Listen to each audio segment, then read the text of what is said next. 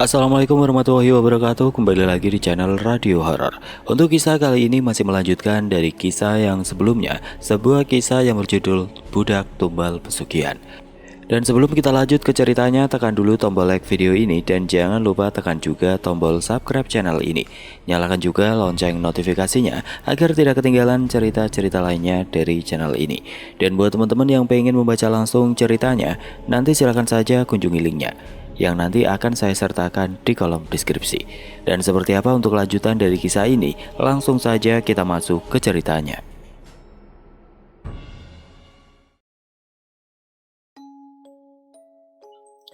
Waktu terus berlalu, jeritan suara erangan kian makin keras terdengar dari mulut pria keji dan biadab itu. Kini giliran jatah dua pesuruh Faiz yang menjamah tubuh Hera secara bersamaan. Dan di saat itulah Hera pun tersadar dan terkejut mendapati tubuhnya sedang dilecehkan oleh dua pria yang tidak dikenalnya. Siapa kalian? Ucapnya sambil terisak dan menahan sakit. Tubuhnya panas akibat obat rangsangan yang diberikan oleh Faiz. Dan saat mata Hera tertuju pada dua orang di samping, dia terkejut. Tuan? Lalu menatap pria yang di sampingnya juga. Juragan Joko. Tangisnya pun semakin pecah setelah menyadari ternyata dirinya telah dijebak. Dasar kalian bajingan, terkutuk, biadab, ucapnya sembari menahan sakit karena masih digerayangi oleh dua pesuruh Faiz. Joko pun mendekatinya dan berkata sambil memegang dagu Hera yang kala itu sedang dalam posisi tertelungkup ke bawah. Tutup mulutmu, jangan berisik, dan cukup layani kami. Percuma kau teriak, tidak akan ada yang mendengarkanmu, ucap Juragan Joko meremehkan. Tenang saja, setelah ini aku akan mengirimmu ke neraka karena dirimu sebentar lagi akan menjadi tumbal. Tumbal? Apa maksudmu? Tanya Hera yang makin kesakitan. Dirimu akan menjadi tumbal demi kekayaan tuanmu selama ini, ucap Joko seraya tangannya menunjuk ke arah Faiz. Sementara yang ditunjuk hanya tersenyum menyeringai. Dan setelahnya karena muak dan kesal, Hera pun meludahi Joko yang ada di hadapannya. Pria itu justru tertawa. Dia tidak akan membiarkan kesempatan ini. Dia pun kembali lagi mengambil alih dan menyetubui wanita itu dengan paksa lagi dalam keadaan Hera yang sudah sadar. Dia pun hanya bisa menangis dan pasrah. Dan dalam pikirannya kala itu hanyalah dendam, dendam, dan dendam. Kemudian dengan keji mereka pun serentak menjamah tubuh Hera secara bersamaan sampai wanita itu akhirnya benar-benar lemas dan pingsan lagi.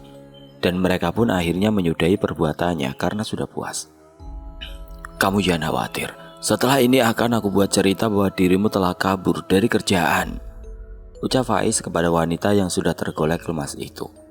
Dan untuk gajimu selama ini, tenang saja, akan aku titipkan pada Joko yang akan memberikannya langsung kepada orang tuamu di kampung.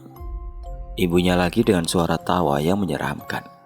Setelah itu Joko sendirilah yang membunuh Hera dengan sebilah pedang dan menusukkannya tepat di jantung. Sama seperti yang dilakukan pada Hesti dulu. Kini mereka berempat pun menuju ruang ritual selanjutnya yang kala itu juga masih dalam keadaan tanpa busana. Singkatnya, dupa sudah dinyalakan dan mantra pun sudah dirapalkan. Lalu muncullah sosok kuntilanak hitam itu terbang melayang di depan mereka. Bagus sekali, aku suka kepatuhanmu. Sekarang menyingkirlah, akan kunikmati darah manis itu dengan sepenuh hati. Kunti itu pun terbang mendekati tubuh Hera yang sudah tidak bernyawa itu. Lalu menyesap darah yang keluar dari bekas tusukan tadi sampai darah itu benar-benar habis. Tubuh Hera pun memucat dan keriput. Dan setelah Kunti itu selesai, tubuh Hera pun diseret dan dilemparkan ke dalam lubang pembuangan di ruang tersebut. Sesuai janjiku, akan kuberikan kekayaan 5 kali lipat daripada sebelumnya padamu, ujar Kunti itu pada Faiz. Baik Nyai, terima kasih banyak, timpal Faiz. Dan setelahnya Kunti itu pun menghilang dengan sendirinya setelah puas menikmati darah manis Hera malam itu. Joko, sebelum kau pulang nanti, aku titipkan uang untuk keluarga Hera dan Hesti. Nanti kau berikan uang itu pada keluarganya. Bilang saja pesangon dariku. Dan bilang juga pada mereka kalau Hera dan Hesti sudah kabur dari kerjaannya dan berkata tidak akan kembali ke kampung. Nanti akan aku buatkan surat palsu mereka dan kau berikan pada keluarganya, ucap Faiz pada Joko panjang lebar. Dan akhirnya malam tragedi berdarah itu pun usai. Dua manusia tidak berdosa telah menjadi korban kebiadaban seorang pria pelaku pesugihan. Entah nanti bagaimana reaksi keluarganya jika kasus ini telah terungkap. Malam pun semakin larut. Faiz dan Joko kembali ke rumah untuk istirahat. Sementara pesuruh Faiz disuruh membersihkan tempat dulu, baru boleh istirahat. Sementara itu di tempat yang berbeda di waktu yang sama, Bu Siti sedang membuat teh hangat malam itu. Namun ketika hendak menuju ke ruang depan, gelas yang dibawanya itu tiba-tiba retak dan pecah. Astagfirullahaladzim, ucap Bu Siti yang terkejut. Nek, ada apa Nek? Saud Aldi yang kini telah menghampiri ke belakang, dan ia melihat pecahan beling berserakan di lantai. Jangan kesini dulu nak, ambilkan nenek sapu sama serok di depan. Ya Allah, ada apa ini sebenarnya? Mengapa perasaanku menjadi resah? Ucap Bu Siti pada dirinya sendiri. Ini Nek, saud Aldi sembari menyerahkan sapu dan serok. Lalu Bu Siti pun membersihkan pecahan-pecahan itu dan membuangnya ke tempat sampah. Kemudian Aldi membuatkan teh baru dan menyuruh neneknya untuk menunggu saja di ruang depan. Kenapa bisa pecah sih Nek? Ujar Aldi sembari meletakkan segelas teh hangat di meja depan neneknya. Dah tahu nak, entah kenapa nenek merasa ada sesuatu yang tidak beres, ujarnya dengan lesu. Coba kau ambilkan gawai milik nenek nak, dan coba kau telepon ibumu. Namun setelah dicoba telepon beberapa kali, tetap tidak ada jawaban. Ya Allah, sebenarnya ada apa ini? Ucap Bu Siti yang semakin khawatir. Nek, mungkin ibu udah tidur kali di sana. Mending nenek istirahat saja deh, biar Aldi temenin ya. Kayaknya nenek capek karena tadi siang habis ke sawah deh, ucap Aldi yang justru menenangkan neneknya. Bu Siti pun mengembuskan nafas berat dan akhirnya menyetujui saran yang dituturkan oleh cucunya itu. Mungkin memang dirinya saja yang terlalu mengkhawatirkan anaknya di rantau sana. Singkat cerita, keesokan harinya Juragan Joko sudah kembali ke kampungnya. Dia juga membawa sekepok uang titipan Faiz untuk keluarga Hesti dan Hera. Dan rencananya dia akan memberikannya nanti sorean, karena dia milih tidur dulu setelah sampai di rumah. Sementara siang itu di sawah, orang tua dari Hesti yang juga bertani bersama Bu Siti hendak menanyakan kabar anaknya yang juga bekerja bersama dengan anak dari Bu Siti. Yuk, aku mau bilang sesuatu yuk, ujar Bu Ima, ibunya Hesti. Yuk adalah panggilan sesama orang tua di desa mereka. Iya yuk, silakan, timbal Bu Siti yang kala itu mereka memang sedang rehat siang hari di kubu. Sampean apa sudah dapat kabar dari Hera di rantau sana? Kok anak saya belum ngabarin rumah sudah lama sekali ya? Kemarin malam Hera baru ngabarin rumah sih yuk. Cuma tadi malam pas ditelepon lagi belum ngangkat. Bahkan tadi pagi juga nggak ngangkat teleponnya, ujar Bu Siti. Aku khawatir yuk dengan Hesti di sana. Sudah sejak lama dia tidak nelpon ke rumah, terang Bu Ima.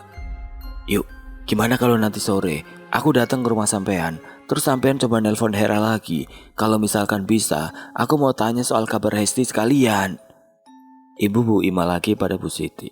Bu Siti pun mengiyakan, tidak ada salahnya untuk mencoba. Dan Bu Ima berkata nanti akan datang ke rumah sekitar pukul 4:30 sorean.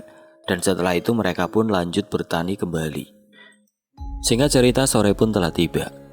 Bu Siti dan Aldi sedang dudukan di dalam rumah dan kemudian terdengar suara ketukan pintu dari luar. Nah, itu bukan pintunya, perintahnya pada Aldi. Aldi pun beranjak dan segera membuka pintunya. Didapati dua orang seumuran dengan neneknya menyapa dirinya. Nah, nenekmu ada di rumah? Tanya Bu Ima. Pak Budi suami Bu Ima juga ada di situ. Iya mbok, ada di dalam, mari masuk dulu, tawar Aldi pada mereka. Dan kemudian mereka dipersilakan duduk di kursi kayu lusuh seadanya. Beberapa saat kemudian Bu Siti terlihat dari belakang dan membawakan 2 gelas minuman untuk tamunya itu dan menawarkannya kepada mereka untuk diminum.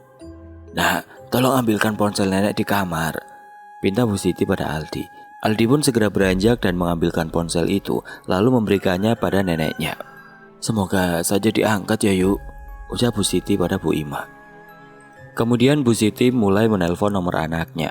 Dan setelah dicoba berkali-kali, tetap saja tidak ada jawaban dari seberang sana. Mereka semua pun merasa heran dan khawatir. Apa yang sebenarnya terjadi pada anak-anak mereka? 20 menit kemudian mereka tiba-tiba dikejutkan dengan kedatangan seseorang ke rumah itu. Bu Siti pun menghampiri ke depan. Dan ternyata itu adalah Joko, pria yang menawarkan kerja anaknya dulu. "Apakah boleh saya masuk? Ada yang mau saya sampaikan. Ini tentang Hera dan juga kawannya." Mendengar itu Bu Siti pun langsung menyuruh masuk ke dalam. Dan akhirnya rumah itu jadi sempit karena diisi beberapa orang. Joko juga baru tahu tamu yang ada di rumah itu adalah orang tua Hesti juga. Dan itu malah lebih mempermudahkannya. Dan kini mereka semua pun siap mendengar kabar yang akan disampaikan oleh Joko tentang kondisi anak mereka yang ada di rantauan sana. "Kemarin, saya barusan berkunjung ke tempat kawan lamaku, dan itu adalah tempat di mana anak kalian kerja di sana. Namun sebelumnya, saya mohon maaf, mungkin yang akan saya sampaikan adalah kabar buruk." Ucapnya sengaja terhenti. Kabar buruk? Maksudnya gimana, juragan?" ucap Bi Ima yang menimpali. "Sebenarnya aku malu pada kawan lamaku di kota. Ternyata setelah kemarin aku sampai ke sana, Hera dan Hesti sudah kabur dari pekerjaan mereka. Padahal kontrak mereka belum selesai, dan saya sendiri juga tidak tahu mereka kabur kemana." "Tidak mungkin, juragan. Tidak mungkin. Hera tidak akan melakukan hal buruk itu," timbal Bu Siti. "Iya, juragan. Hesti juga tidak mungkin begitu. Aku tahu betul bagaimana sifatnya," ujar Bu Ima yang juga tidak percaya. Juragan Joko dengan aktingnya masih terus mencoba untuk meyakinkan mereka akan penjelasan palsu yang dituturkannya itu.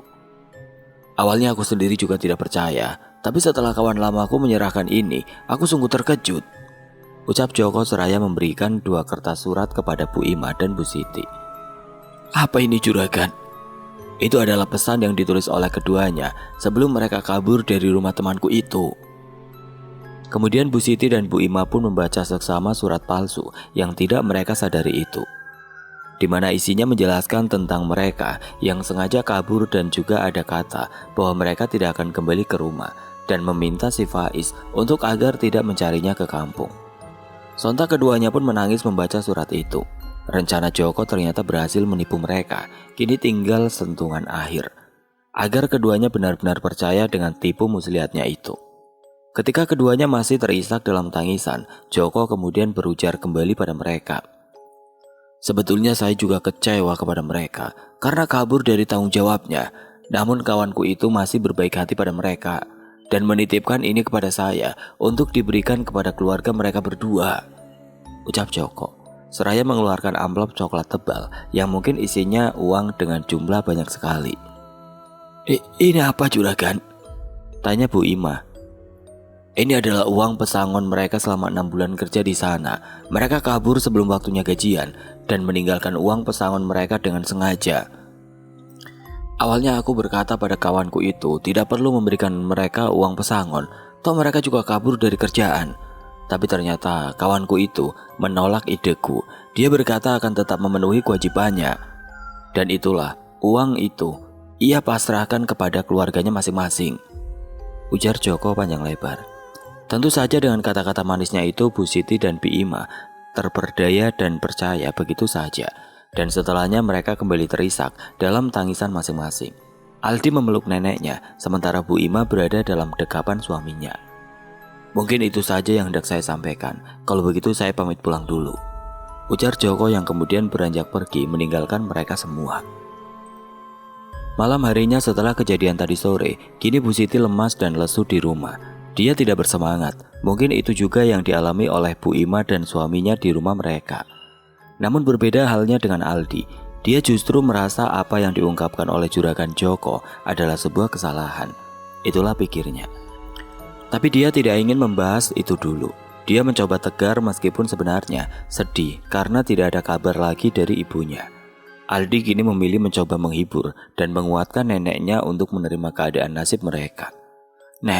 Nenek jangan sedih ya, masih ada Aldi kok yang nemenin nenek," ucap cucunya itu.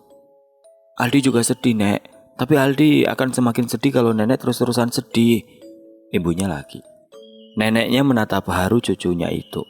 Dia yang seharusnya menguatkan cucunya karena kehilangan ibunya, tapi kini dialah sendiri yang justru sedih di hadapan cucunya.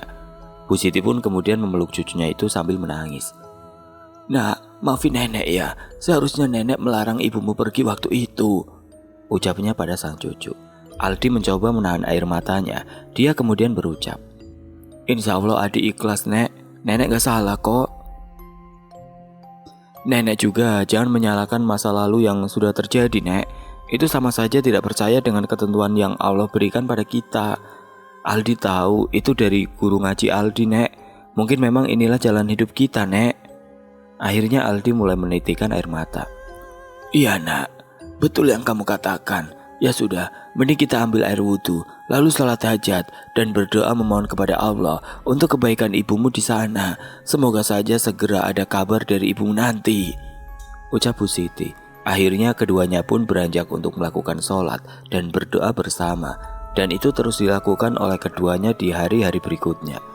Harapannya adalah supaya Allah memberikan petunjuk tentang apa sebenarnya yang terjadi dengan Hera di sana. 2 bulan kemudian, hari terus berlalu dan kini sudah 2 bulan lamanya setelah Bu Siti mendengar kabar tentang kaburnya anaknya itu. Kini ia juga Bu Ima, ibunya Hesti, mencoba ikhlas karena sampai saat ini tidak ada kabar dari kedua anaknya tersebut. Hingga pada suatu hari, di malam yang dingin karena hujan turun begitu lebat, Aldi yang kala itu sudah tertidur di kamarnya. Dia mengalami mimpi yang akan menjadi petunjuk tentang menghilangnya ibunya itu. Dalam mimpinya itu Aldi melihat ibunya sedang duduk di teras depan rumahnya. Dan saat Aldi menghampirinya, ibunya itu terlihat sedang menangis dan wajahnya juga pucat. "Ibu, kenapa ibu baru pulang?" ucap Aldi yang hendak meraih tubuh ibunya. Namun arwah Hera itu tiba-tiba berpindah di bawah pohon halaman rumahnya. Dan Aldi hanya memeluk angin kosong. Dengan tatapan sedih dan pucatnya, arwah Hera berkata, "Nak, tolong bantu temukan jasad ibu, Nak." Maksud ibu apa?" "Aldi gak paham, Bu," jawab Aldi sembari menangis karena rindu. "Apa yang dikatakan Juragan Joko adalah kebohongan, Nak. Ibu dan Hesti tidak kabur dari tempat itu." "Bu, aku gak paham, Bu," ucap Aldi seraya berlari hendak memeluk ibunya. Namun arwah Hera melayang dan berkata lagi sebelum menghilang, "Dia pelakunya. Dia yang salah. Temukan jasad ibu, Nak," ucapnya yang kemudian hilang entah kemana. Dan setelah itu pun Aldi terperajat bangun dari tempat tidurnya. "Ibu," ujarnya yang berteriak dan bangun. Bu Siti pun kaget dan langsung menghampiri ke kamar cucunya itu. Aldi pun kemudian menangis sejadi-jadinya dan Bu Siti mencoba menenangkannya dan memberikannya air minum. "Ada apa, Nak? Kamu mimpi apa?" "Ibu, Nek. Aldi mimpiin ibu." "Coba kamu tenangkan dirimu dulu, lalu ceritakan semuanya pada nenek." Aldi pun kemudian mengatur nafasnya dan menghabiskan minuman yang tadi dibuatkan neneknya.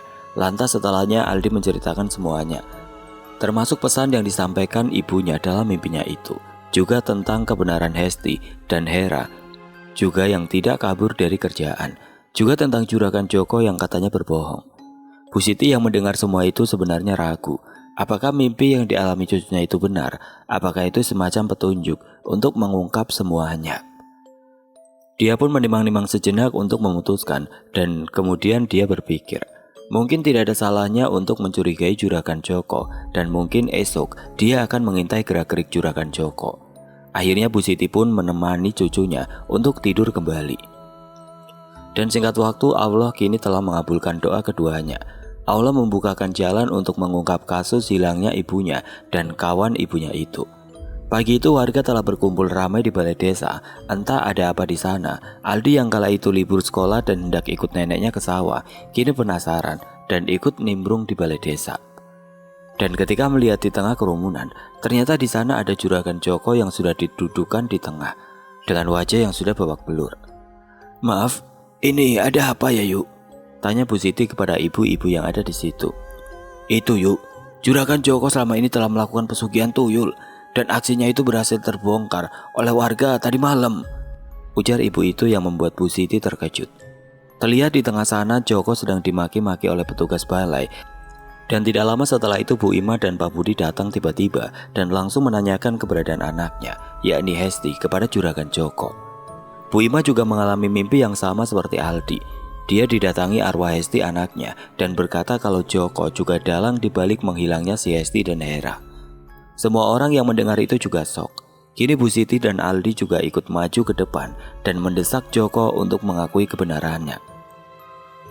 "Joko, apakah benar apa yang dikatakan oleh Bu Ima?"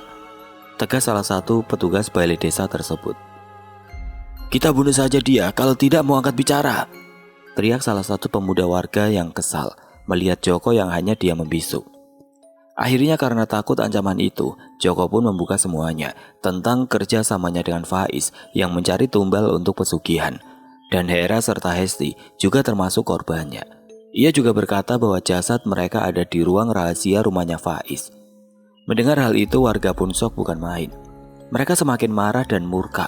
Namun tanpa diduga-duga, Aldi telah maju dan mengangkat sebuah kursi kayu dan membantingkannya ke wajah juragan Joko yang sudah babak belur itu. Aldi seperti kesetanan setelah mengetahui ibunya dibunuh oleh orang yang ada di hadapannya itu. Sementara sang nenek hanya terduduk, tubuhnya begitu lemas mendengar pengakuan Joko. Akhirnya Aldi pun ditenangkan oleh beberapa pemuda di sana, sedangkan kondisi Joko semakin tambah bonyok. Kemudian petugas desa menghubungi pihak kepolisian setempat dan melaporkan kasus itu. Polisi di situ juga kemudian menghubungi kepolisian di kota tempat Faiz tinggal untuk meminta bantuan menggerebek dan mencari jasad-jasad yang menjadi korban tindakan sesat Faiz itu. Dan tidak butuh waktu lama, dalam seminggu Faiz berhasil diamankan beserta 2 pesuruhnya dan dijebloskan di penjara. Jasad-jasad yang ditemukan di ruang bawah tanah kemudian diotopsi lalu dikembalikan ke keluarganya masing-masing. Dan kini jasad Hera dan Hesti juga sudah sampai di kampung. Dan para warga gotong royong untuk memakamkan keduanya secara bersamaan di hari itu juga. Tentu saja keluarga korban begitu terpukul dan berkali-kali menangis. Namun begitulah takdir, tidak ada yang bisa menebaknya. Semua sudah tercatat sejak dari manusia diciptakan. Namun para warga di situ termasuk Bu Siti, Aldi, Bu Ima dan juga Pak Budi, mereka yakin bahwa Allah Maha Melihat dan Maha Penolong. Mereka yakin bahwa arwah Hera dan Hesti akan diterima di sisinya dan tempatnya adalah di surga.